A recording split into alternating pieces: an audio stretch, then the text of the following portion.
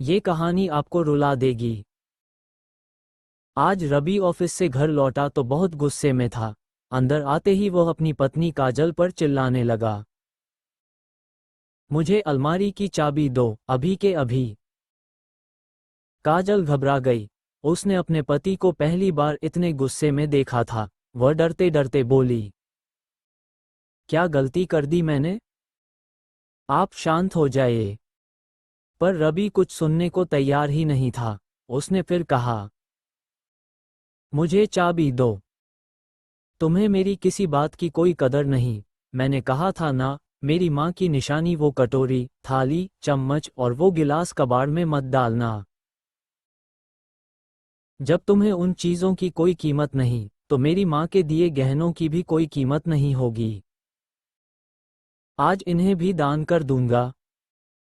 इतने में उनका बेटा आरव भागता हुआ आया और बोला, पापा, उन बर्तनों में ऐसा क्या था कि आप मम्मी से इस तरह लड़ रहे हैं? रवि की आंखें भर आईं। वो बोला, बेटा, तुम नहीं समझोगे, वो चीज़ें मेरी माँ, तुम्हारी दादी की आखिरी निशानी थीं। उनसे मेरा पूरा इतिहास जुड़ा है। तुम्हारी माँ को लाख समझाया, पर उन्होंने मेरी बात नहीं मानी और वो बर्तन कबाड़ में दे दिए। आरव बोला, कौन सा इतिहास, पापा? मुझे बताइए। रवि ने गहरी सांस ली और कहा, अगर जानना है तो चलो मेरे साथ, आज हम गांव चलेंगे। रवि ने पत्नी और बेटे को कार में बिठाया और गांव की ओर निकल पड़ा। वहां पहुंचकर वह सीधे पुराने मंदिर गया और पंडित जी से मिला। पंडित जी ने रवि को देखते ही कहा, अरे बैंकू, तू कब आया? ये सुनकर काजल और आरव दोनों चौंक गए। वे ये नाम पहली बार सुन रहे थे। आरव ने पूछा, पापा, पंडित अंकल आपको बैंकू क्यों कह रहे हैं? पंडित जी मुस्कुराए और बोले, आओ बेटा, तुम्हें बताता हूं इस नाम के पीछे की कहानी। उन्होंने कहना शुरू किया, रवि की मां, शांति देवी, कई वर्षों तक संतान सुख से वंचित रहीं। जो भी बच्चा होता, जन्म के कुछ समय बाद ही चल बसता।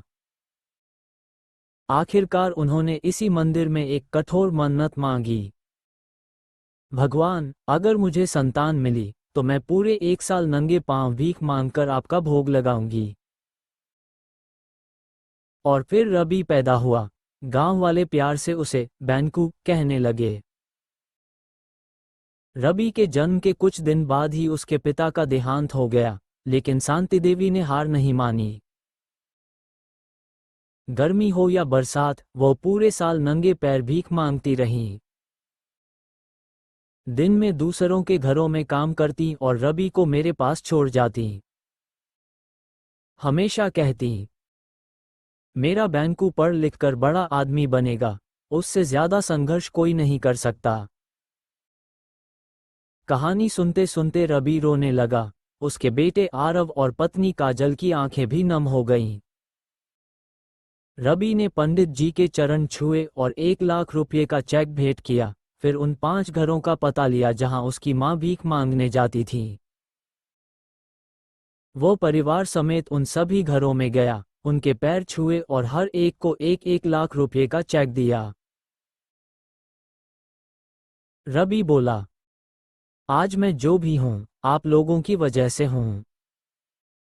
वापस लौटते समय काजल की आंखें आंसुओं से भरी थीं।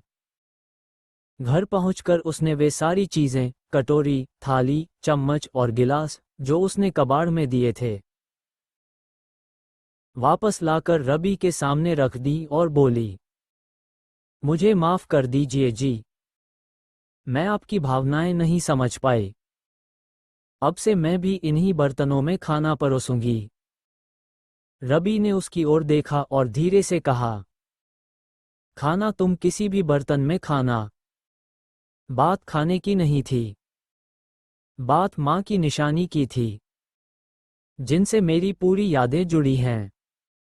अगर कहानी ने आपके दिल को जरा सा भी छुआ हो, तो प्लीज़ वीडियो को लाइक ज़रूर करें।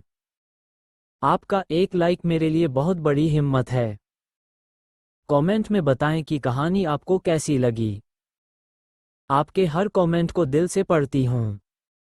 और अगर आप ऐसी ही दिल छू लेने वाली कहानियाँ, प्यार, दर्द, रिश्ते और जिंदगी से जुड़े किस्से रोज सुनना चाहते हैं तो चैनल को सब्सक्राइब जरूर करें, क्योंकि आपकी एक छोटी सी क्लिक मुझे अगली कहानी लिखने की ताकत देती है।